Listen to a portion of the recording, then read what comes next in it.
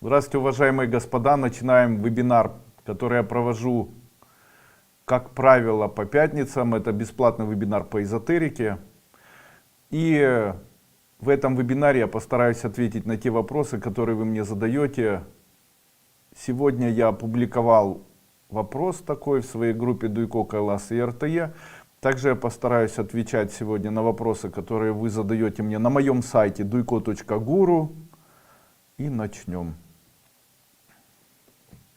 Дуйко, Кайлас и РТЕ. Задайте под данным постом свои вопросы, я отвечу на него в сегодняшнем вебинаре по эзотерике. Итак, Инга Вриор Принцесс. Андрей Андреевич, здравствуйте. Много зла в людях появляется, когда в них попадают плохие субстанции, которые раньше были душами, которые не смогли долго переродиться, и они пристают к человеку. Чтобы чувствовать жизнь, даже если она негативная, ведь хоть какая-то.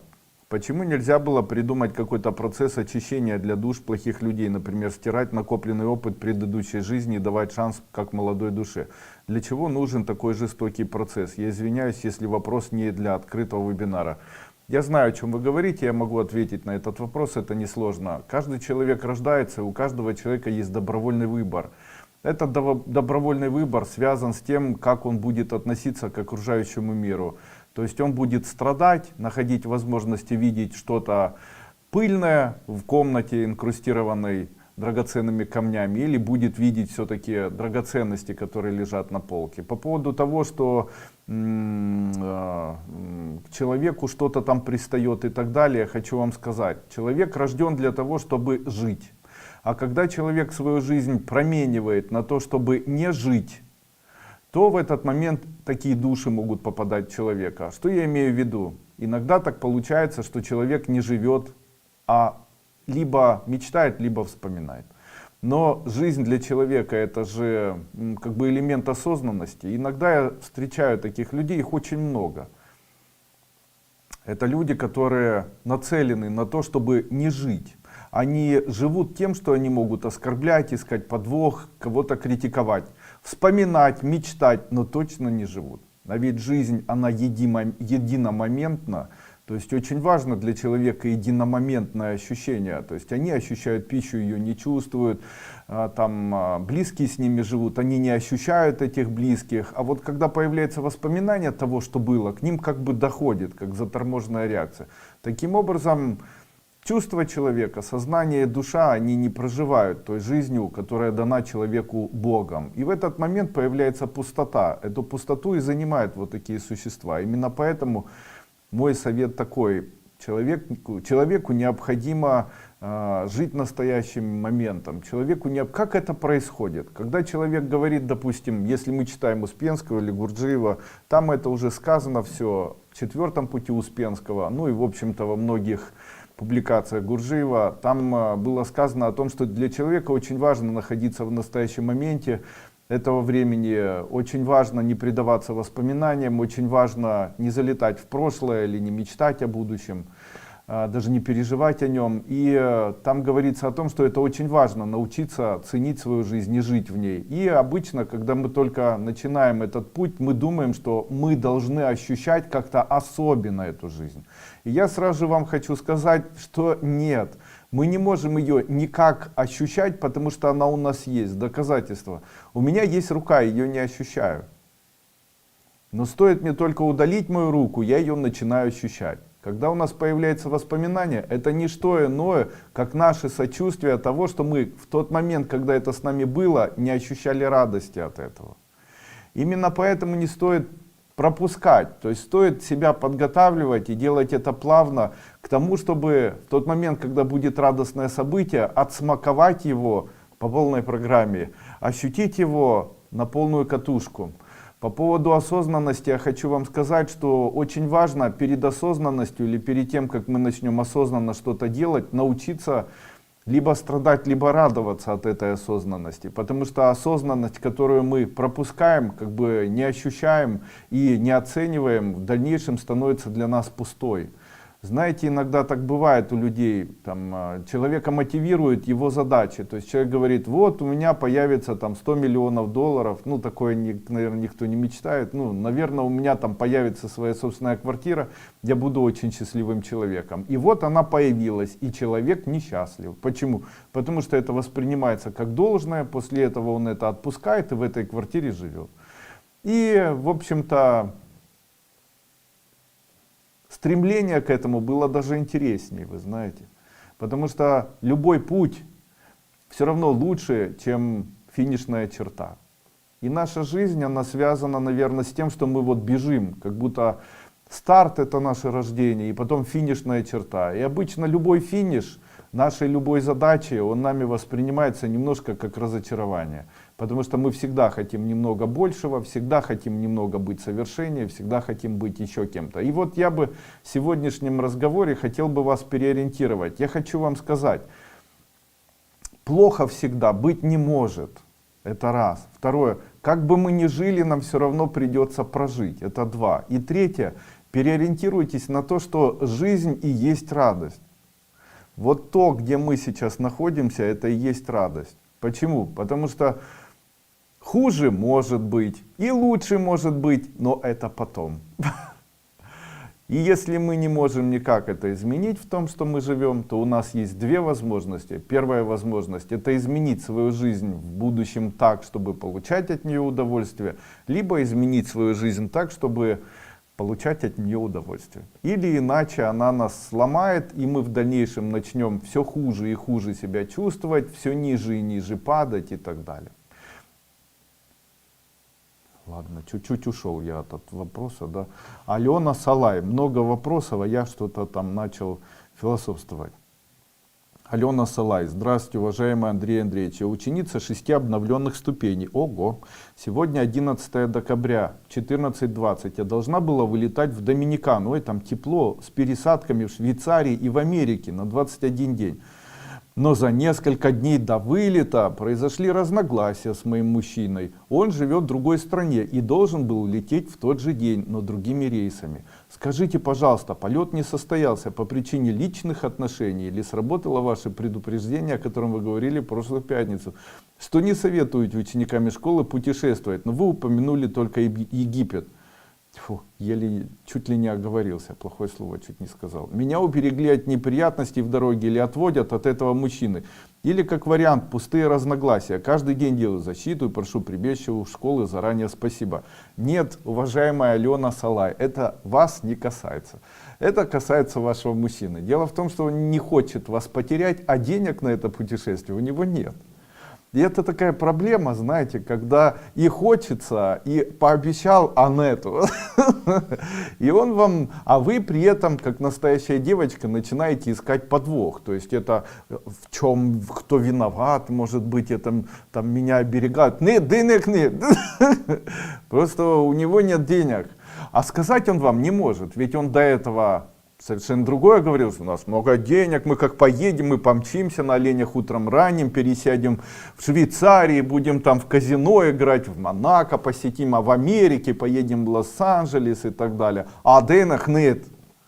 Понимаете? Конечно же, это как раз, знаете, есть анекдот, который рассказал Шурик когда-то. Он когда-то сказал, у меня есть возможность, у меня есть желание купить автомобиль, но нет возможности. У меня есть возможность купить козла, но нет желания. Ну давайте теперь выпьем за то, чтобы наши возможности всегда совпадали с нашими и соответствовали нашим желаниям. Именно поэтому я хочу вам сказать, ну конечно, простите его, пообещал, не просчитал собственные силы, тем более глядя на вас, вы шикарная, красивая, представляю, сколько вы умеете тратить.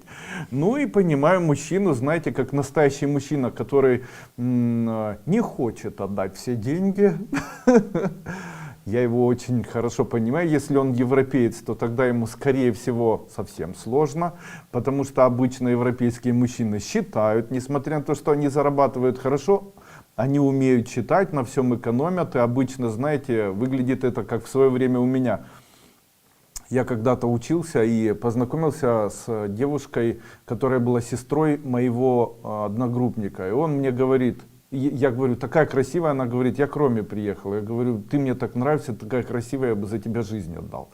Она говорит, а я холостая, свободная, могу с тобой встретиться. Ну, назначил ей встречу, это было советское время, и у меня было только 30 рублей, на которые мне необходимо было дожить до конца месяца. И питание было за мой счет, и это были для меня просто последние деньги. Ну и я приехал к ней, стоял там возле метро какого-то, она стояла, ждала, и я как сейчас помню, такие кучерявые волосы, очень красивая девушка, хорошо оделась, мамино золото на ней было, она выглядела невероятно красиво, молодость, сочность, это какая-то, я не знаю, блеск этот, весна, знаете, это все вот таким было красивым, но я не подошел. Почему я не подошел? Потому что я начал думать о том, что если я отдам все деньги, то я буду до конца месяца голодным, потому что некому мне больше было помогать. И я решил все-таки не подходить, собрался и уехал домой. Да, потом со временем мы встретились, и я ей признался, говорю, ты знаешь, я тогда приехал к тебе и видел тебя, ты была очень красивая, но не смог к тебе подойти, потому что у меня не было денег. И это ваша история, вы знаете. И он тоже смотрит на вас, видит, вы такая красивая, и так хотите, куда вы там собираетесь, так хотите посетить и Доминикану, и Швейцарию, и Америку, и хотите побольше быть с этим мужчиной и так далее. А денег нет, а ему хочется или экономит. Ну, в общем, ничего страшного. Сергей Пустовой. Интересно знать, сколь магии в эзотерике, есть ли принципиальная разница в этих учениях? Насколько я знаю, эзотеризм переводится как наука о тайном. С моей позиции, или как бы моя идея, или моя задача, или мое пожелание, это объяснить человеку принципиально простые идеи философии, которые связаны с тем, что как бы на поверхности лежит, но мы это постоянно пропускаем. И вот такие идеи, они могут называться скрытыми идеями. Ну вот, допустим, я когда-то говорил, куда течет любовь, туда текут и деньги. Я говорил, что с нами происходят те события, которые обусловлены нашими чувствами. Плохие чувства возникают в нашей душе, в нашем сердце. Плохие события происходят. Хорошие чувства возникают, хорошие события. А какие чувства, значения не имеют. И это как бы тайные знания, которые человек волен применять или волен не применять. Ну и это является как бы таких вот концепций, их очень много. Я их называю некими эзотерическими законами или идеями тайными, потому что о них никто не говорит, они на плаву не плавают, как бы выводы сделать сам по себе человек не может. И собрав это или имея какие-то способности такие, может быть, необычные, я собрал между собой все эти идеи и попытался вначале отработать это, если так можно сказать, в своей жизни. И после того, когда мне это удалось, я решил, что имею право поделиться своими идеями с теми людьми, которые приходят в школу. Именно поэтому свою эзотерику я больше считаю, наверное, эзотерикой, чем магией. Ну и когда человек начинает использовать мои идеи, слышит их и сталкивается с тем, что у него что-то происходит, то у него появляется такая идея назвать это магией. То есть он говорит, жили-жили, а здесь я начал зарабатывать. Как это произошло? Я говорю, это, наверное, магия. Ну и вот так соединилась магия и эзотерика. Есть ли принципиальная разница в этих учениях? Я думаю, что это одно и то же. Но дело в том, что эти слова сейчас, на сегодняшний день, они очень запятнаны. Ну, в целом, как в общем-то, все, к чему прикасается человек. То есть человек такое существо, что оно может запятнать любую, самую здравую, самую хорошую, самую красивую идею. То есть вы знаете, что если очень большое количество голодных людей стоит в очереди, и после этого на каждого человека есть обязательно какое-то количество пищи, и выделяют эту пищу для того, чтобы все люди поели. И каждый должен получить себе в тарелочку нужное количество пищи, и этих людей создать для них одинаковые условия получения пищи, и для тех людей, которые раздают одинаковые условия раздавания пищи, как бы автоматы это сделают, то все равно пищи многим не хватит. Почему? Это особенность. Все люди хорошие, но есть качества человеческие. Это врожденные качества, они неплохие. Они неплохие для человека, они помогают ему выживать, они помогают выживать его потомству. Но в этот конкретный день эти качества могут повлиять на то, что человеку он совершит проступок, создав элемент несправедливости. То есть его элемент, который он создал несправедливости, заставит кого-то проголодать. А для этого человека это будет справедливо, ведь он возьмет немножко больше для того, чтобы отдать детям, или отдать бабушке, или на завтра оставить и так далее. А кому-то не достанется. Именно поэтому нам свойственно быть людьми, которые во всем ищут подвох. Нам свойственно быть людьми, которые создают сами несправедливость. И это как бы критерии обычного эволюционного процесса. Нет ни зла, ни добра, ни плохих, ни хороших.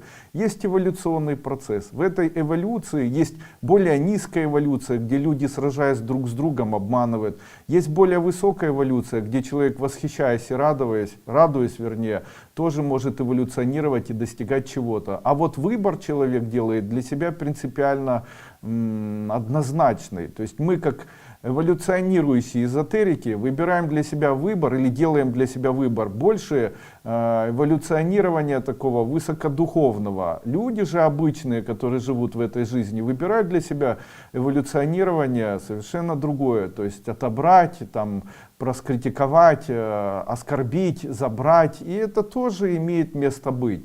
Все это на пути к выживанию. Поэтому каждый человек имеет право выживать, и, конечно же, каждый человек имеет право жить. И выбор мы можем сделать в сторону эзотерики, потому что так легче. Ирина Рожко. Здравствуйте. Когда на день рождения зажигают свечи и на торте загадывают желание, оно, получается, сгорает и не исполняется. Почему?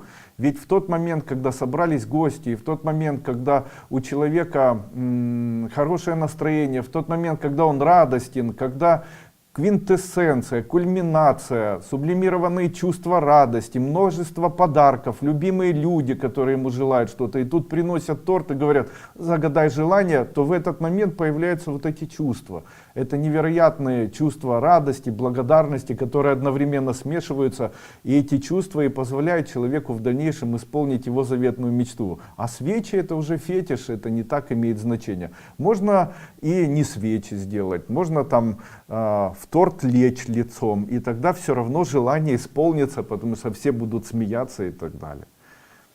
Я всегда на протяжении своих ступеней говорю слова, что, друзья мои, следите за своей психической энергией, которая возникает, когда мы радуемся и когда мы испытываем состояние радости. И в тот момент, когда у меня появляются какие-то нереальные чувства радости, счастья, там, с детьми или еще с чем-то, я не упускаю возможность в этот момент загадать какое-нибудь желание, и оно очень быстро исполняется.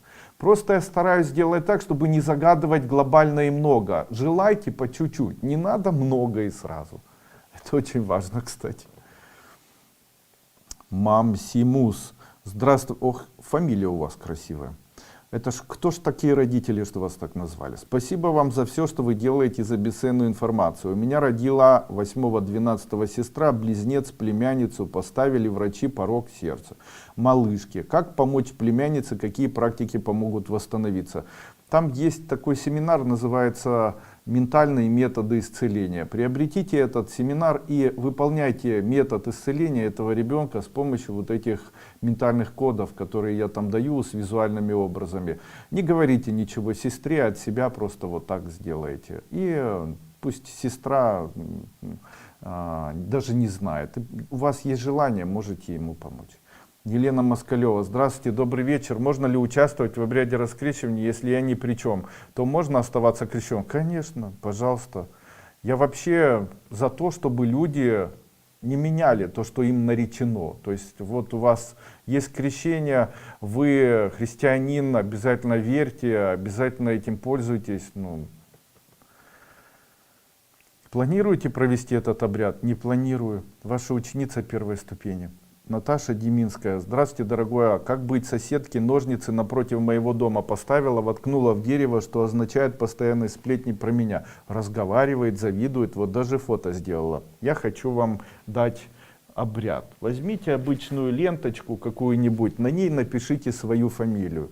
И эту фамилию где-нибудь на этой ленточке, имя и фамилию, можете имя и фамилию родственников. И вот такую ленточку повяжите на дереве, которое будет видеть ваша соседка. Или где-нибудь привяжите, чтобы эта ленточка виделась. И в тот момент, когда на вас будут влиять, как вы считаете, или на вашу семью, вот можно написать «семья Наташи Деминской». И когда будет влиять, там, втыкать что-то, плевать в вашу сторону, то это будет идти на ленту. И лента растрепится, после этого там что-то с ней произойдет, если есть какое-то влияние, и все. А на вас это влиять не будет. Таким образом вы сделаете некий перенос, который называется в магии вольтом, и перенесете ее влияние, если вы считаете, что оно есть, на вот такую обычную ленточку. Ну, магия вам в помощь. Андрей Петров, почему у многих женщин после свадьбы сразу начинает болеть голова? Как решить эту проблему, если налево бегать не хочется?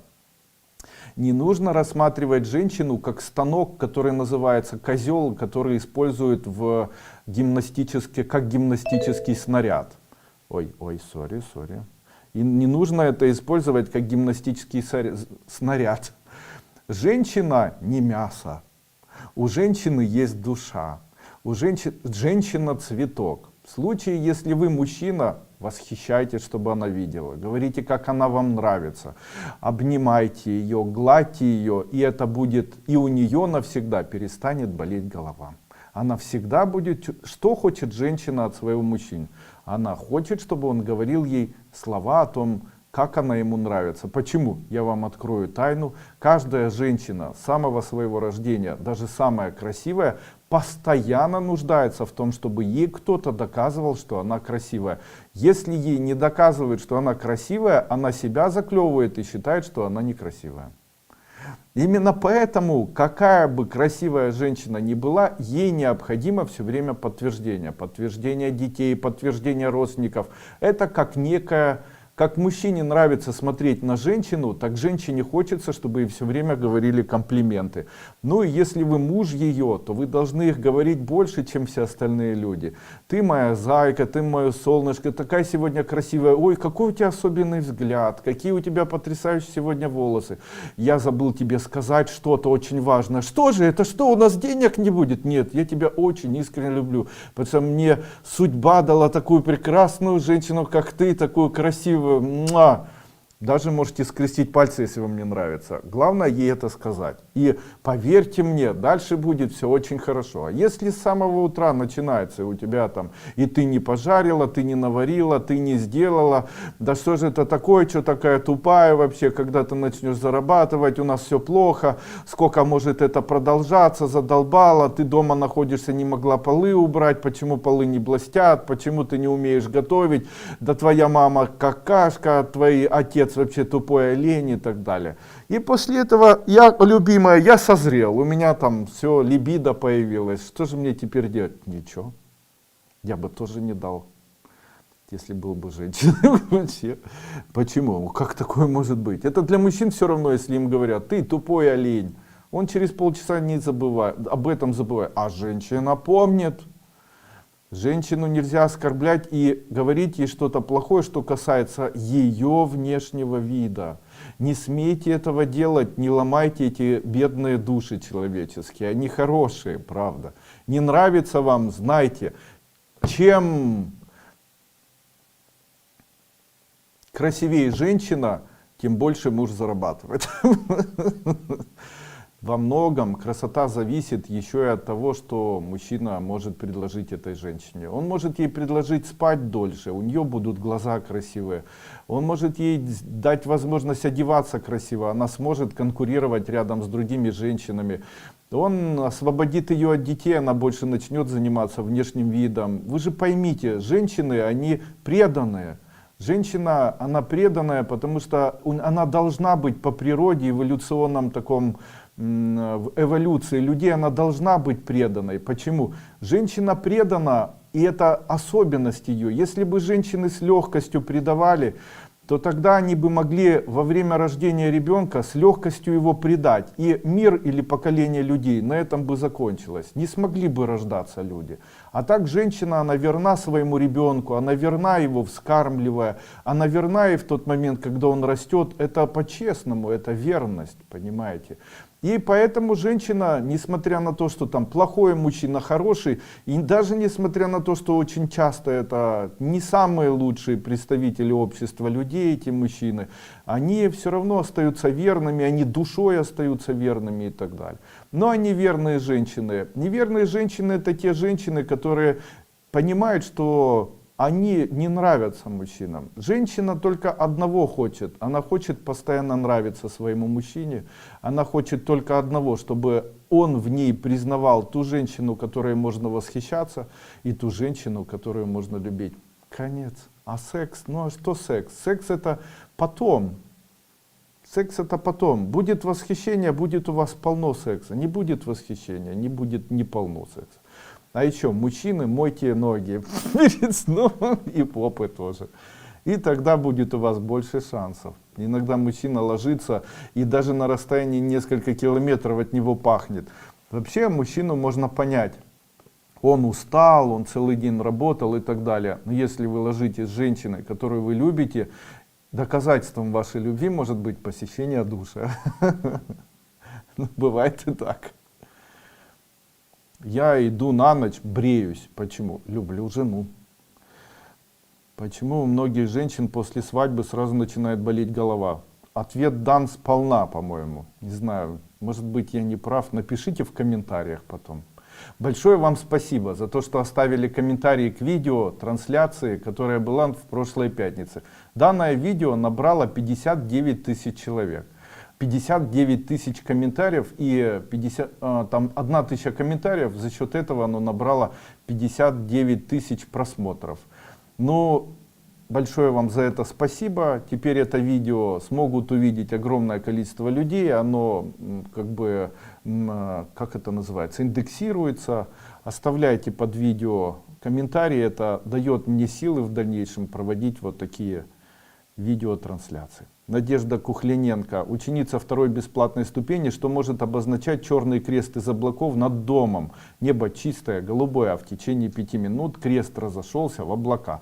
Крест — это плюс. Поэтому в случае, если вы видите плюс, то тогда у вас что-то хорошее в жизни добавится. О, понятно? А крест сразу, ну что ж такое? Ольга Бретецкая. Почему мне снятся каждый день сны, как в реальной жизни и как фильмы, а многим людям вообще не снятся сны? Заранее спасибо, ваша ученица. Это связано с особенностью строения нашего мозга и связано с иллюзиями. Обычно, когда сны снятся очень яркие такие, то это говорит о том, что сознание очень легко переходит в иллюзорный мир. И это говорит о том, что вы мечтательный человек. А более практичные люди менее снятся сны. Именно поэтому, если вам не снятся сны, мечтайте больше. А если вам снятся сны, то мечтайте меньше. Все должно быть в меру. Мамси. Что-то вы мамси заладили. Андрей Андреевич, у меня родила... Так вы по несколько раз один и тот же вопрос, да? Оксана Ефанова. Помогите разобраться, когда лучше читать какие мантры и коды. Слышала, что утром на отдачу, вечером на привлечение. Из этого следует вывод, что лучше отдавать, читать долгов и зла, а вечером на деньги, везение, красоту. Помогите разобраться. Да, это действительно так, но это для более таких специалистов, то есть для профессионалов. Обычный человек обычно может читать коды для денег, когда хочет. Или коды от зла тоже, когда хочет. И с открытыми и с закрытыми глазами. Но с открытыми днем лучше. Для того, чтобы эффективность была лучше. А если, допустим, у вас не получается долг отдать, или у вас неприятности какие-то, то можно читать хоть круглые сутки. И днем, и ночью, но не лежа и не закрывая глаза. Читайте, когда хотите. Ольга Таран, здравствуйте. Закончили первую и вторую ступень и начали третью ступень. Были положительные изменения. Учитель, нам плохо стало в конце третьей обновленной ступени. Прошли ее и в итоге разрушилось все. Работа у двоих выгнали, источники дохода исчезли. Отношения разрушились, люди нас ненавидеть стали. Практики третьей ступени стали работать в обратном порядке. 1000 неприятностей начались у нас. Вместо уверенности появились страхи, панические атаки. Поток закручивает только плохие события. Заниматься практикой практиками стало даже страшно. Купили 4-ю, поставили гармонизатор. Дальше 1 день пока не пошли. Чувствуется ужас в груди от панической атаки. Ого, как много. Хотим учиться дальше. Плохое, от чего мы хотим избавиться, возвращается к нам, как будто поставили зеркальную защиту. Ой, как вы много всего представили там. Как ваши 4-клашки, хотим учиться дальше, покупаем шумы, хотим купить семинары, как убрать обратный результат. Из-за чего это происходит? Вы учите, как сделать жизнь лучше, и такого результата быть не должно. Вы делаете для людей только доброе. Пожалуйста, помогите. Я с удовольствием это сейчас прокомментирую, с удовольствием. Для того, чтобы остановитесь, не нужны вам эзотерические ступени, не нужно ни коды никакие слушать, ничего, ни мантры денег, ничего. Начните с моей философии, которая заключается вот в чем. Запомните навсегда вот эти 5 слов, которые я скажу. С нами происходит то, что мы чувствуем. С нами происходит то, что мы чувствуем. И дальше совет. Старайтесь как можно больше получить хороших чувств на протяжении дня. Это вытянет вас. Думаете о бизнесе, старайтесь получать хорошие чувства. Думаете о муже, старайтесь хорошие чувства находить. Почистите помещение, раз там грязно. Конечно же, я сразу же вам написал, признавайтесь, к каким эзотерикам вы обращались за помощью. Конечно же, сразу же вы мне написали. Опыт действительно был, когда была замужем, обращаясь к бабушке, сохранить семью 20 лет назад, обращались 7 лет назад к нескольким целителям, наладить личную жизнь, экстрасенсу, Рустаму, в вашу школу пришла, чтобы жизнь наладилась, проблемы моими стали возникать и у дочери. Я могу вам сказать, что у вас внутреннее желание найти ориентирование на плохое. Находите ориентирование на хорошее, но, к сожалению, вы меня сейчас не услышите, я это абсолютно четко понимаю. Но если бы вы услышали и не искали бы зло, которое, поймите, когда человек отталкивает зло и думает, что он отталкивает зло, считая, что весь мир это зло, то он отталкивает и добро. Как же я могу взять, вот представьте себе, есть большое количество людей, это люди, которые хотят, может быть, меня толкнуть или нахамить мне. Но среди них есть человек, который хочет меня покормить. А теперь скажите мне, отталкивая всех, я умру от голода? Конечно, не надо так защищаться от мира. Мир не только зло, друзья мои, мир это еще и добро. Мир это то, что нам хочет давать. Нужно поверить в то, что там не только у нас отбирать хотят, а хотят еще давать. Не только нас ненавидеть и глушить, а еще и наоборот песни петь и обнимать и целовать. Верьте в то, что мир не только зло, что на вас не только нападать хотят. Поверьте в то, что вам еще и дать что-то хотят. Не нужно вечно защищаться и отталкивать. Я понимаю людей, которые вечно думают, надо защищаться, надо отталкивать. Это нищета, это плохо. Ориентируйтесь на что-то хорошее, ведь вы одеты, это уже хорошо, вы тепленькая, это хорошо, у вас есть где жить, это хорошо, есть с кем жить, у вас даже мужчина есть, чего нет у многих женщин. А вы и тут считаете, что это плохо, да и у дочки плохо, да не у дочки плохо, это с вами все связано, находите что-то хорошее, ведь мы же сами можем создать праздник. Саша, ты создаешь праздник? Конечно, каждый человек может создавать праздник.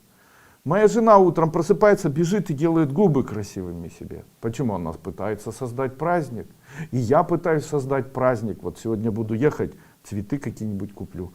И стараюсь праздники для детей делать. И елочку начнем завтра ставить во второй половине дня. Это все очень приятно. Пусть праздник будет, держитесь за ручки, когда сидите, находите возможность быть хоть чуть-чуть чувственными друг к другу, находите эту доброту. Бог дал каждому человеку любовь в середине его груди. Найдите любовь, почувствуйте, закройте глаза и почувствуйте, что Бог в середине вас любит. И Он вас создал, и Он вас защищает, и всегда защищал. Просто вы потеряли вот эту связь. Найдите это в середине груди, там где-то далеко, в глубине оно есть. Оно есть, и вот то маленькое что-то, оно вас маленькое там любит и защищает постоянно. А мы постоянно ищем, там, свекровь ездит, она во всем виновата. Не ищите никого виновных. Мы кузнецы своего счастья. Мы сами можем выковать себе свою судьбу. Не надо вам проходить ступени, заканчивайте. Не ищите ни добро, ни зло. Начните заниматься философией. Ищите возможность чувствовать радость. Иначе не будет никогда. Никакие ступени вам в жизни вашей не помогут. Кристина Маврамадия. Спасибо, что отвечаете на вопросы. Очень хочется приобрести квартиру в Греции. Начала заполнять коробочку с дачей мелочи и потихоньку откладывать на квартиру. Как вы думаете, получится приобрести? Конечно. Приобрела первую обновленную за новогодний подарок. Спасибо за труд, пожалуйста. Світлана Шацьких. Я слухаю ваші вебінари. Так ось. Після одного прослуховування мені показали цифру 54 в чотирикутнику, а потом 11. Как это пояснить? Не знаю. А вы знаете, вам же кто-то показал? Вот кто показал, спросите у него, хорошо? Ведь если вам где-то показывают, то скажите, а что же вы мне показываете, что обозначает? Ну, вот где-то так. А я что при чем? Это ж не я показал. Вот если бы я показал, я бы объяснил. А так показывают, не объясняют. Ужас какой. Ну а без шуток, 54 это девятка, это говорит о том, что кого-то нужно пожалеть. А 11 это двойка, это говорит о том, что что-то прибавится. Ирина Задорожная. Я по осени сшила себе платье, шила мне его знакомая. Когда спросила о цене, она отмахнулась. Сказала, потом обговорим. Но когда платье было готово, она мне отдала его со словами: вспоминай моего мужа. Как же его вспоминать, если вы с ним не жили? Ну, он был хорошим человеком, он трагически погиб на стройке, сорвался с лесов. Мне было очень неприятно, но я платье взяла. Носить его не хочется вообще. Как быть в такой ситуации, если я правильно понимаю, это платье сшила в виде просада? Нет, она платье не шила в виде просада, она платье шила, как бы, чтобы поминки были, как бы, чтобы душа переродилась и душе было легче, как бы плюсик поставить. А вы скажите, хорошо, я принимаю, и скажите, расчетом моим является вот этот мужчина, муж этой женщины, он был хорошим человеком, все, платье принимаю, а о нем больше не вспоминайте. Таким образом вы как бы сделаете, дашь свою оплату, чтобы не быть должным. А если вы не носите оно у вас, то вы становитесь должником. Пока не поменете этого человека, будете должны. Скажите, поминаю его, хороший человек был, отличный. Эко-платье како получилось-то. На меня как раз тако красиво. Вита Попова, скажите, пожалуйста, может ли маленький ребенок видеть другие субстанции? Было неоднократно, дочь не верила, что внучка видит и пугается. Потом сама заметила, что она смотрит в тот угол, что на потолок. Что посоветуете сделать? Бойтесь этого, друзья мои. Если дети видят что-то, не поддерживайте, не развивайте. Старайтесь просмотреть, спит ли ребенок долго. Почему? Есть такое понятие, которое называется психические заболевания. Когда ребенок начинает видеть, начинает от этого пугаться, бояться и так далее, то не хватает магния, кальция, и это может привести в дальнейшем к появлению каких-то не очень приятных ситуаций с психическим здоровьем ребенка. Я противник того, чтобы ясновидение, это никакое не ясновидение, это иллюзорное пространство, и оно не очень хорошо для ребенка, оно истощает психическую деятельность и так далее. Ребенок может быть мнительный, и потом подхватить эту идею, и потом будет совсем все плохо. Начните давать магний, чтобы ребенок успокоился, и кальций для того, чтобы более сильнее стимулировать работу сердца, так как на фоне высокой глюкозы, гликирования гемоглобина или высокого низкого гемоглобина могут появляться вот такие галлюцинации. Кальций и магний поможет. Ольга Рудая, подскажите, пожалуйста, знак для торговли подмышкой, который вы давали в группе и поясняли, что нельзя его видеть в зеркале, чтобы кто-то не увидел, не будет работать в тот день. Если заново на следующий день сделать, будет работать? Да. Проходите ступень. Ирина Шупик. Практически все женщины в нашем роду остаются одинокими. Я в их числе. 2 неудачных браки. Возможно, это что-то по роду. О боже, все, вы готовый человек, которого можно обработать. Конечно. И 200 баксов я тебе сейчас распутаю путы. Подую в спину, это у тебя проклятие, дорогая, проклятие. Тебе никто не поможет. Только я. О, Махабуракам. Все. $200 с тебя, я сказал волшебные слова. теперь выздоравливаешь и будешь женаты. Ну ладно, возможно это что-то по роду, но скорее всего по возрасту. Да что ж такое, ну. То по роду, то по возрасту. Скорее всего по возрасту. Я уже не могу ни о что рассчитывать, но у меня есть дочь. Не хотелось бы ей такой судьбы. Смотрю я на вас, Ирина Щупик, и могу вам сказать, что все шансы у вас быть любимой женщиной и выйти замуж имеются. И нет у вас там никакого родового проклятия. Ваше родовое проклятие заключается в том, что вы, когда встречаетесь с мужчинами, то есть у вас внутреннее состояние недоверия. То есть им нужно не доверять, потому что они все какашки, что им доверять. А этого не нужно делать. Каждый раз, когда будете видеть мужчину, считайте, что он хороший человек. И чувствуйте в середине своей груди какую-то, может быть, даже человечность, знаете. Потому что обычно, знаете, как женщины делают. Давай познакомимся. Так он 100% хочет отобрать мои деньги, забрать моих детей, отнять мое имущество, прописаться в моей квартире. То ничего он не хочет вообще, он еще и не начал даже. А у тебя есть деньги? Нету. У него денег нет. Что ж я с ним буду делать? Будете жить. Будет вас греть, такой теплый, большой. Это ж приятно, сейчас зима, а рядом теплое существо лежит. Покормили, зато сколько тепла, видите, можно обогрев уменьшить, потом платить за коммунальные платежи меньше. Это ж вообще сколько пользы вообще, от мужчин много пользы. Опять-таки, я хотел сказать, может от врага защитить, но не буду говорить, потому что есть такие мужчины, что ни от кого не защитят. Да ладно, какая разница, может на машине покатать когда-нибудь. Если у него права есть. А если нет, то начнет там когда-нибудь на рыбалку сходит, рыбы принесет. О, вспомнил. Богдан Андреевич Кравченко. Уважение, почтение. Спасибо. Очень хочу задать вопрос, но пока стесняюсь. Мужчинам это не свойственно. Пусть сложатся так обстоятельства, чтобы мы встретились и пообщались онлайн или офлайн, не имеет значения. Вот ценю, дорожу нашим знакомством, очень сильно с добром к вам в семье отношусь. Я не могу объяснить, но последнее время не могу оторваться от ваших вебинаров и семинаров. Так проникаюсь до слез и радости. Хотя много времени не могла слушать, не шла информация. С чистым сердцем и любовью, в хорошем смысле всего написанного, Маша Якушева, Витебск. Маша, а почему вы пишете от Богдана Андреевича Кравченко? Маша, все хорошо, конечно же, пишите мне в Viber, я вас помню по морским курсам, все хорошо. Винета Витина, добрый день, мой муж патологический врун. Ах ты шайтан. Что делать? Можно изменить его? Смотрите, как все устроено. Если один человек занимает позицию судьи, то другой человек занимает позицию подсудимого. В случае, если человек судья, то ему подсудимый будет говорить неправду? Всегда. Почему? Он будет ему врать все время. Почему? Посмотрите свое отношение к вашему мужу. Если вы живете с позиции обвинения и претензий, то он будет все время себя выгораживать. И это не жизнь, а мучение. А скажите, подсудимый хочет жить с судьей постоянно? Никогда. Рано или поздно он может убежать или спиться. Именно поэтому переориентируйте себя и начните восхищаться вашим мужем. А вообще более подробно об этом я даю на первой и второй старой и обновленных ступенях школы Кайлас.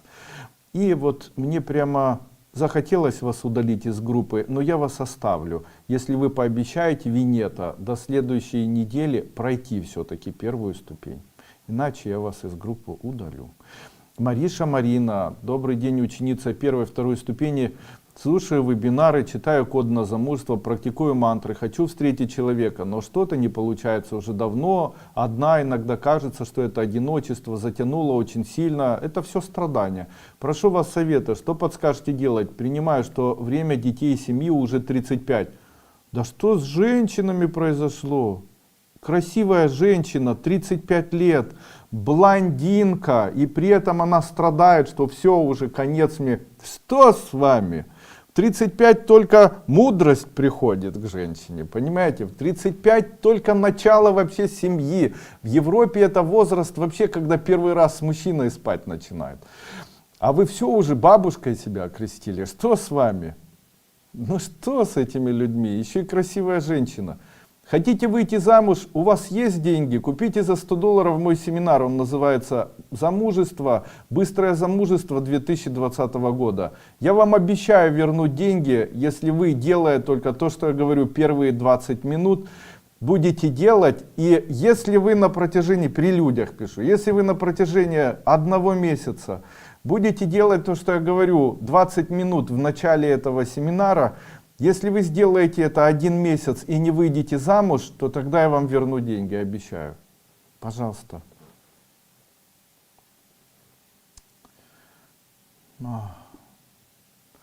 Женя Анисимова, скажите, пожалуйста, можно ли проводить запечатывание, очищение, освещение квартиры утром, пока спят? Ну да. Скажите, спрашивает Руслана Викторовна, скажите, пожалуйста, можно ли заниматься эзотерическими практиками в тот день, когда приходится резать и разделывать домашних курей или другую живность? Да, можно. Здравствуйте, ваша ученица из Тбилиси. Прохожу практики на замужество, очень нервничаю о сыне, но пока ничего не получается. Смотрю все ваши семинары, читаю мантры. Пожалуйста, если можно, скажите, когда он женится, наконец-то? Ему сейчас 25 лет, так рано еще. Я вообще в 40. Очень беспокоюсь, спасибо, 35, да, или там 34, во сколько мне там было. Очень беспокоюсь, спасибо, что у нас есть, дай бог. Вообще не заморачивайтесь, женится ваш мужчина, пусть выберет себе нормальную. Не переживайте, вы своими переживаниями все ломаете. 25 лет для нашей нации это много, поэтому я переживаю. Ничего немного, сейчас мужчины женятся в любой нации. Знаете, сколько в вашей нации есть женщин, которым необходим мужчина? Просто он не клацнуло у него еще чего-то. А вы успокойтесь, все произойдет. Можно ли собирать коробку с мелочью, чтобы быстрее рассчитаться за ипотеку? Нет. Цель, чтобы квартира стала только моя? Нет. Она в залоге у банка? Нет. Ни на что не собирайте. Как поступить эзотерически? Умер муж, но в наследство нам с ребенком досталась квартира в аресте, в которой мы проживаем, и машина. Нам обязали выплатить долги по суду. Долг не маленький. Знаю практику сжигания на свече, но затрудняюсь понять, что мне представлять в это время, как муж брал долг. Представляете, будто вас из квартиры выгоняют. И читайте коды, заклинания, победа в судебном деле. Вы какой-то Денис Тихонравов. Вы как-то рассказывали о знакомом таксисте, который сменил работу с легкой на физически тяжелую при одинаковой оплате труда. Как выбирать в себе этот паттерн? Много работаешь, много зарабатываешь. В заклинаниях было переход на новый социальный уровень. Наверное, это о том. Вы правы. Дело в том, что очень нам помогает внешний мир. В тот момент, когда вы хотите поменять работу, посмотрите, если у вас настроение от этого улучшилось, если все близкие начинают радоваться, то тогда вам необходимо это сделать. Обычно, когда я назначаю встречу человеку, и там человек говорит: Андрей Андреевич, давайте встретимся, или я начинаю думать о том, что вот у меня была идея такая, хотел запустить там что-то. И говорю: завтра я поеду, или завтра уже об этом буду разговаривать с семьей своей, что я хочу вот это делать, новое производство. И утром, очень рано, где-то в 7 часов утра, пришла ко мне маленькая дочь Роза. Она легла рядом со мной и говорит: папа, я так тебя люблю.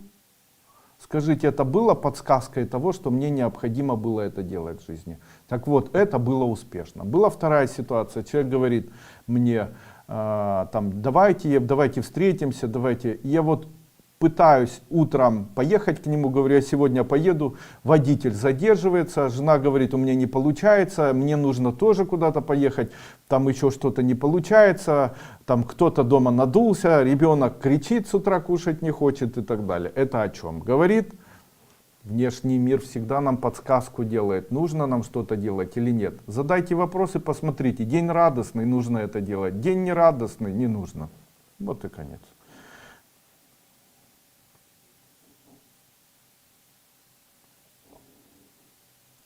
Здравствуйте. Саша Забияка. Ух ты ж. Не в тему эзотерики, но вдруг есть ответ. Стала замечать, что очень громко говорю, люди делают замечания. Возможно, вы подскажете способ, как с этим справиться. Если человек очень громко говорит на эзотерическом плане, это говорит о том, что у него очень развито эгоизм. Не произносите слово «я». Слух вернется в нормальное состояние. Не произносите слово «я» на протяжении 1 месяца, и слух нормализуется. Елена Зацепина, помогите, пожалуйста, справиться со стыдом. Вот мне стыдно написать свой вопрос. Стыдно что-то сказать, как неправильно поймут. Стыдно часто за кого-то, хоть я не виновата вообще. Подскажите, как справиться. Это как раз и есть карма. Вы, наверное, в жизни чего-то желаете. Так вот, обычно люди, которые начинают чего-то желать, у них появляется качество, которое больше всего их начинает мучить.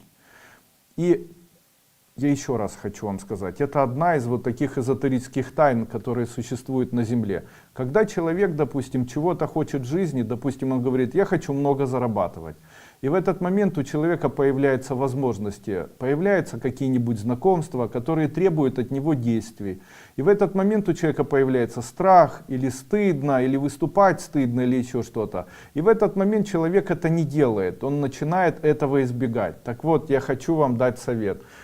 Избегание. В тот момент, когда у вас есть задача, или вы чего-то пожелали, то вы это сразу же автоматически поднимает в вашей жизни то, что является преградой на пути к достижению этой задачи. Именно поэтому, если вы чего-либо желали, там, замуж выйти, а что вас мучает? Я боюсь выступать перед публикой. Выступите перед публикой 10 раз, и это у вас исчезнет. Знаете, почему вы видите очень успешных людей? Вот никогда не обращали внимания, что очень часто очень знаменитые такие люди, допустим, там очень богатые люди, очень знаменитые люди, они обычно очень некрасивые, невысокого роста, там, плешивые. Вот смотрите, там президенты, допустим, там, президент Зеленский маленький, президент Путин маленький, смотришь на Макрона, тоже там метр в кепке, Анджела Меркель маленькая. То есть смотришь на этих людей, они маленькие. Нельзя сказать, чтобы они были при этом еще и очень красивыми. Но если сказать честно, шепотом, то я могу сказать, что они и не очень умные. Но дело в том, что им чертовски везет. Вопрос, почему? Какое же у них есть удивительное качество, которое отличает их от всех людей? Это качество есть абсолютно у всех и у каждого успешного человека. Это преодолевание собственных страхов.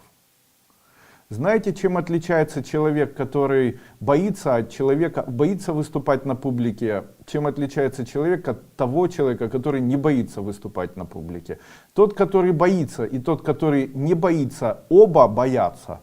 Но тот, который боится, он молчит об этом и выступает. А тот, который, тот, который боится, говорит всем об этом. А тот, который не боится, молчит. И когда у него спросят, ну что, боишься? То он бы хотел сказать, конечно, у меня там все трясется. Но при этом он делает невозмутимое лицо и показывает всем, что ему не страшно. Почему? Это рефлексы. Это нормальные человеческие рефлексы. Это для того, чтобы не бояться, как я, выступать на публике, а я на ней выступаю там с 18 лет, то необходимо много лет это делать. И это нормальные процессы для человека. Преодолевание себя — это путь к достижению человеком своих поставленных мечтаний, задач и целей. Вот оно. Это и есть тот паттерн. Никакие не влияния, преодолевание себя. На чужом горбу не заедешь в рай. Только путем изменения себя, преодолеванием состояния комфорта, преодолевания своих персональных страхов мы добиваемся всего в своей жизни. Это у всех. И у Сороса, который был из там, Угорщины, как это, Венгрия, который переехал в Америку, и который там занимался, и который стал очень богатым человеком. Когда-то слушал лекцию его, и он рассказывал студентам о том, что самое важное для человека — это преодолевание собственных страхов. Я с ним абсолютно согласен. Именно поэтому самые маленькие, самые вот такие, наверное, долбанутенькие, самые, наверное, неудачливые, они преодолевают страхи. Почему? Это конкуренция. Им больше нечем конкурировать. Они должны конкурировать путем преодолевания себя. Самые некрасивые выходят замуж за самых богатых. Почему? Богатые мечтают, что кто-то потратит их деньги, а девушки мечтают их потратить. А потратить их могут только девушки вредные, злюки, негодяйки. Поэтому обычно так и бывает, что негодяйки попадают к очень богатым мужчинам, а все остальные хорошие к обычным. Такова судьба. Если где-то стакан наполовину, вернее, если где-то стакан полон, то в противовес ему должен появиться стакан, который наполнен. Елена Лауман. Здравствуйте, с наступающими праздниками, поздравляем всей семьей вашей. Спасибо, мои тревоги о сыне не проходят, очень хочу ему помочь. Он метается слева направо и может определиться, как жить, не работает, не учится, как эзотерически ему дать пендель в свои 27 лет без образования. После школы на профессию начинает бросать. Так много годков уже будто блок стоит, только мечтает о красивой счастливой жизни. Хочет быть обеспеченным, но быстро. Даже дом мне купить на старость обещает. Он нормальный умный парень, ленится учиться или работать. Как я могу помочь? Вы никак. А вот путем изменения себя в сторону дисциплины, в сторону, поверьте мне, все в его жизни будет хорошо. Я вот сейчас смотрю, ничего такого страшного у него не будет. Отпустите его, он действительно сможет и зарабатывать. Старайтесь для него что-то делать, не контузьте его, не говорите, почему ты не работаешь, почему ты не учишься, махните рукой. Это единственный повод для того, чтобы в его жизни что-то изменилось. Правда вам говорю.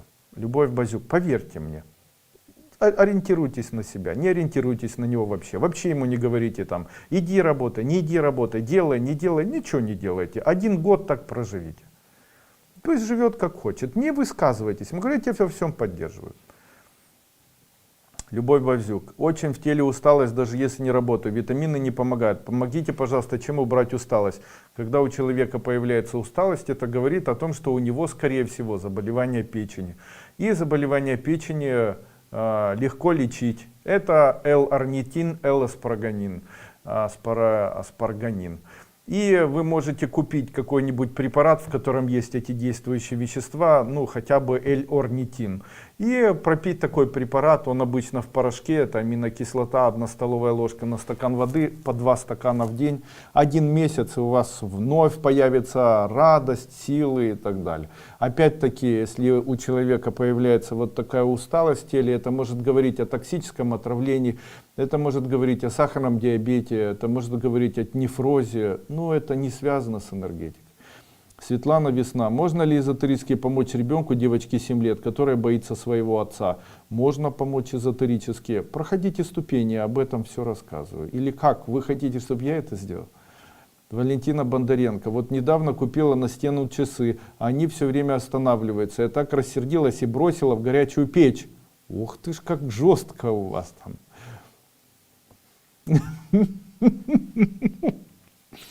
Вы главное, на детей не сердитесь. Договорились? Обещайте. Подскажите, как надо было поступить, чтобы знать и что это значит? Что-то гнев у вас какой-то бесконтрольный такой. Ох ты что, жестко у вас так все. Где вы живете? В Таганроге?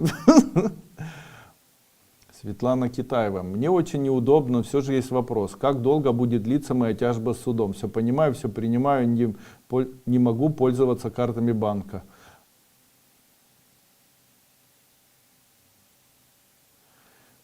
Тяжба будет длиться у вас еще 2 года и не менее 3 месяцев. Вот так, не быстро. Как поступить эзотерически? Умер муж, наследство с ребенком, досталась квартира, нам обязали выплатить долги. Знаю практику сжигания, ответил. Проблемы с сыном, 29 лет, не работает. Ну, вымаливайте, я даю это на 1-й ступени, складывайте ручки и говорите, пусть у него и дальше по тексту, как я там даю. Вопрос по семинару программирования 21. Можно ли принимать участие, кто не ученик? Можно.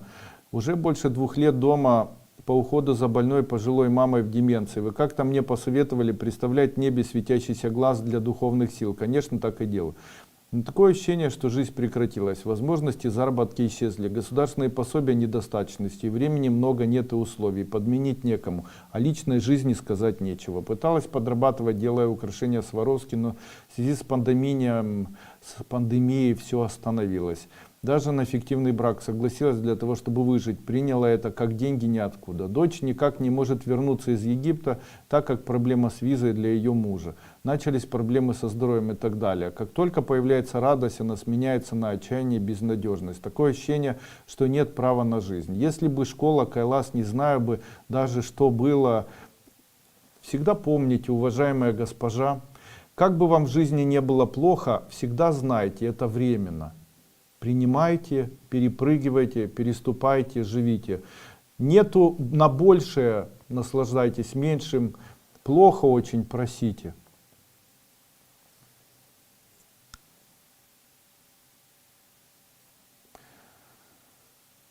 Не ищите, не обвиняйте ее, потому что на ее месте вы можете оказаться когда-нибудь. Не нужно считать, что мама виновата во всем, что у нее деменция, и что если бы не было вот так, как сейчас, ее бы не было, то у вас было бы как-то хорошо. Я вас даже удивлю. Скорее всего, это связано с тем, что... не хочу вас оскорблять. Но все равно договорю. Если в этом всем выход, есть выход. Есть выход, этот выход заключается в том, чтобы, может быть, досматривать еще детей. Может быть, выращивать там, знаете, у нас есть знакомая, она дома выращивает тараканов. Она выращивает тараканов и потом их продает, этих тараканов. Для кого? Она продает, потому что есть вот такие ящерицы, которые едят этих тараканов, сверчков. Она купила аквариум и их там выращивает. И оказывается, это очень реально прибыльный бизнес. Правда я вам говорю. И это несложно. Знаете, посмотрите, как можно дома в квартире заработать деньги. Посмотрите и займитесь поиском такой информации. Она есть, такая информация. То украшение Сваровски, что Сваровский сам не может сделать себе украшение. Там столько всего, какая безнадежность. У меня была знакомая тетя, она делала книги, брала книги, покупала на барахолке, делала им очень красивый внешний вид, такие как будто под старину, и потом продавала их через интернет. Она сейчас до сих пор этим занимается, у нее очень хорошо получается, там бутылки какие-то она старит и так далее.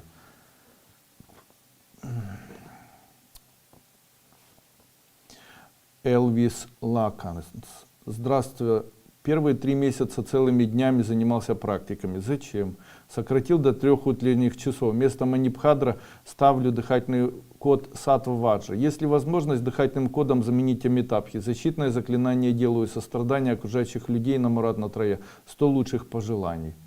И что? Что я должен сделать?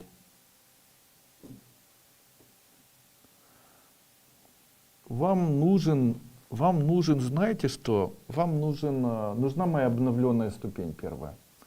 Или же там купите коды, семинар коды от Дуйко, или пройдите сангая с какими-нибудь кодами и занимайтесь по кодам.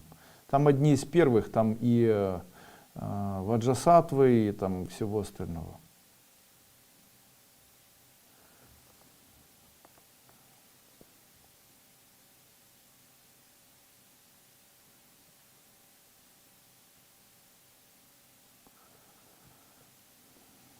Наталья Анзина. Добрый день. В Фейсбуке постоянно пишется, что все мантры, заклинания, коды для учеников школы Кайлас. Остальные не могут их практиковать и что такие ученики не нужны. Но ведь вы даете мантры в вебинарах по здоровью, как же быть? Можно ли их практиковать, не будучи учениками? Например, очень мнительные, сомневающиеся, не решающие их практиковать. Боюсь сделать что-то не так. И еще можно ли сказать предновогодний семинар, не будучи учеником вашим? Можно проходить семинар предновогодний, не будучи учеником. А вот по поводу мантр, заклинаний и кодов, я все равно хотел бы вам сказать, что хорошо было бы потратить свое время для того, чтобы пройти бесплатную первую ступень школы Кайлас в интернете. Не нужно пользоваться кодами, заклинаниями и мантрами бесплатно. Этого вам не нужно. Потому что вы в дальнейшем просто Можете обвинить меня и сказать: Андрей Андреевич, что-то пошло не так, я поверила, читала коды и так далее. Мне это не нужно, потому что, читая коды или заклинания, или мантры, человек должен предварительно ознакомиться с философией моей школы. Магия без философии вредит. Философия без магии тоже. Скажите, в эзотерике в супружеской жизни имеет значение, с какой стороны от мужа в кровати должна спать жена? Имеет. Жена к мужу должна лежать так, чтобы муж от жены лежал по левую руку, а женщина к мужчине лежала по правую руку. Таким образом, женщина будет чувствовать себя более любимой. Здравствуйте, кто закладает ДНК в людыне? Бог, понятия не имею, не присутствовал, ничего сказать не могу. К сожалению, не знаю ответа на этот вопрос. Я думал, это как бы промысел Божий, знаете, который изменить невозможно. Нинель Шельдер, Нинель из Гомеля, здравствуйте. Внук не любит ходить в садик, панические атаки, истерика. Вся семья расстроена, видя, как он трясется и меняется в лице. Как приучить силой тащить это не выход? С уважением к вам. Давайте ему на протяжении дня магний, а утром давайте кальций. Ребенок полностью изменится. Это адаптация, у него нарушение адаптации, она обычно возникает в случае, если у ребенка адреналиновый. Посмотрите мое видео, оно есть в интернете, называется «Адреналиновые дети». Сделайте так, чтобы вместо адреналина у ребенка формировалась адаптация, чтобы у него появлялись гормоны мозга, а не адреналин. А это у него не появляется из-за недостаточности минералов магния и кальция.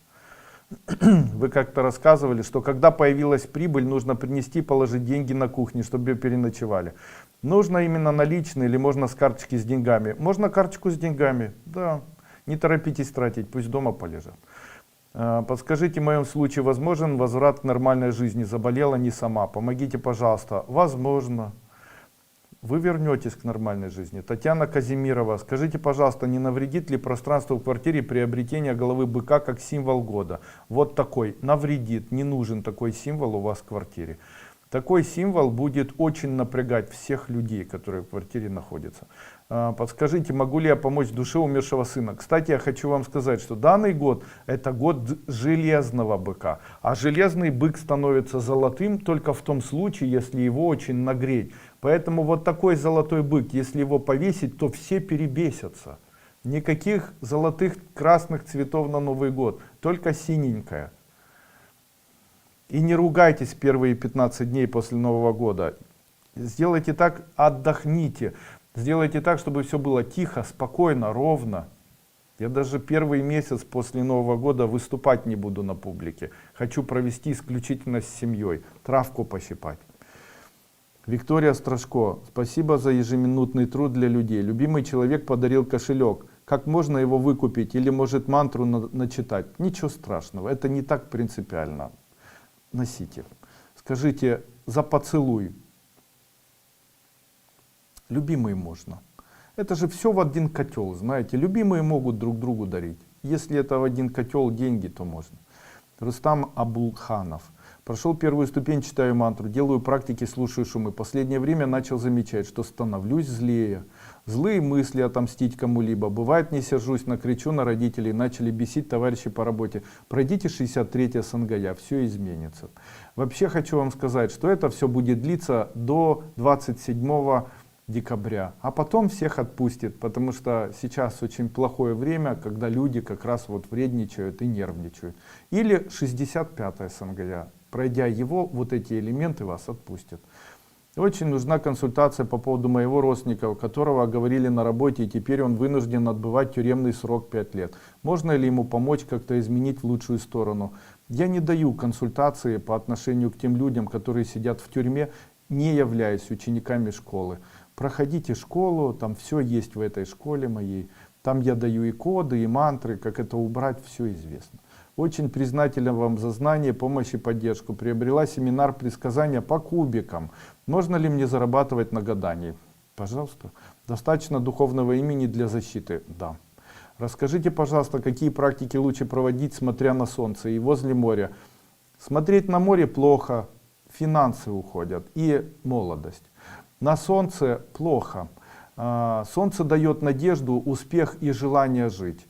На солнце практики проводить нужно так, чтобы не сгореть, поднять руки вверх и сказать: дай мне свой лучик, и представить, как луч от солнца зашел в ваше тело. Это оздоровит ваши полые органы, кишки, кости, а также наполнит вас вот такой солнечной энергией. Делается это 1-2 секунды, и данный метод позволяет человеку не сгореть. А в остальном не нужно. Повлияет ли на людей то, что они занимались практиками во время затмений? Нет. Можно ли женщинам заниматься эзотерикой во время месячных? Смотрите школьные ступени, там все вопросы на эти вопросы есть. Можно заниматься. Помогите, как можно помочь моему сыну? За пару месяцев переболел 3-4 раза, подвернул ногу, не успела нога пройти и снова заболел. До этого он так часто не болел. Большое спасибо. Оденьте ему на указательный палец левой и правой руки кольцо, сделанное из железа. И он перестанет попадать в такие ситуации. Подскажите, как придумать ситуацию для работы со свечой, чтобы взяли на работу? Понятия не имею, о чем вы спрашиваете. Не подскажете, что значит этот символ у известного талантливого канадского певца? Данный символ является символом материального роста. И данный символ имеет определенное значение, и мне он известен. Даю его, именно этот символ, в своем семинаре, который называется Sunshine Кокон для денег, как один из символов богатства. Скажите, пожалуйста, если в церковь захожу, что можно за упокой родителей свечу ставить, или не нужно этого делать? Можно, пожалуйста. Дудка спрашивает: добрый вечер, уважаемый Андрей Андреевич, скажите, если пересматривать тот момент, когда вы воздействуете от пьянства, или уже достаточно? Сын Андрей, я верю, что помощи повторения не будет. Да, можно, да, пожалуйста. Если мало, допустим, человеку моего воздействия одного раза, то тогда он платит еще раз при просматривании, и тогда получает воздействие еще раз. Вот таким образом это работает. Ученица второй обновленной ступени, слушаю шум для работы, читаю мантру. Вы молодец. Как вылечить грыжу поясницы эзотерическим методом? Все даю на первой ступени. Сколько у нас там время? 19:11. Будем заканчивать. Подскажите, можно ли очищать еду животным, как мы очищаем себе? Да. Могут ли люди энергетически плохо влиять на домашних животных? Да. Если да, то как защитить? Очищая пространство. Хочу вас пригласить. Я сделал такой семинар, который называется «Семинар защита от зла, бесов, влияния, проклятий» и так далее. Я его буду проводить завтра. Хочу прочитать, что будет во время его проведения. Значит, сейчас я его нахожу. Я его так назвал для себя, он называется СНГ-66 от бесов. Там я буду давать коды от бесов, от дьявола, нечисти, устранить нежелание, импотенцию, наведенную от пьянства, чтобы отпустил от влияния колдовства, магии, от плохих людей, защититься от любой порчи, наведенной от сглаза, от испуга, от гнева, от духов, джиннов, сатаны, от плохих мыслей, от беспокойства, грусти, уничтожения нитей, негативного влияния планет, от влияния кармы. Метод Лалкитаб, великолепный метод всех видов сглаза, от внутренних проклятий, очистить энергетический кокон от любого зла капали, которое наведено с помощью благовония, от любого подклада, очистить квартиру от дурни, одержимости, психических заболеваний, для стабилизации жизненной энергии, если она куда-то уходит по причине влияния на человека, чтобы плохие люди не попадались и не было бандитов в жизни, чтобы магию вернуть тому, кто ее на вас навел, убрать порчу с глазы, поставить там защиты себе, чтобы они работали там год или два, их будет 2. Также я проведу обряд такой, где буду убирать с вас змеиную шкуру. Это обряд, который уберет ментальные мысли по отношению к вам. Работа с негативными вибрациями своими чужими, которые освободят вас от каких-то там моментов, которые связаны с тем, что там не получается зарабатывать, ничего не получается. Буду работать убирание приворотов, обряды от кладбищенской магии, от подсыпания, от вольтов. Также проведу обряд, где уберу какие-либо элементы, которые были в виде подклада подобраны и положены вам в вашу квартиру или ваш офис. Это все буду завтра просматривать и буду это все убирать. Также поработаю с психосоматическими заболеваниями с помощью эзотерики.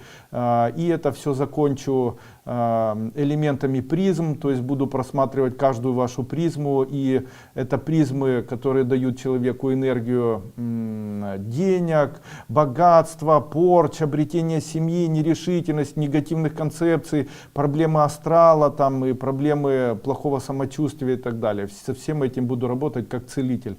Над порчей блуда там еще практики, и завершим это все включением в жизнь потока материального благополучия, который называется КИТ.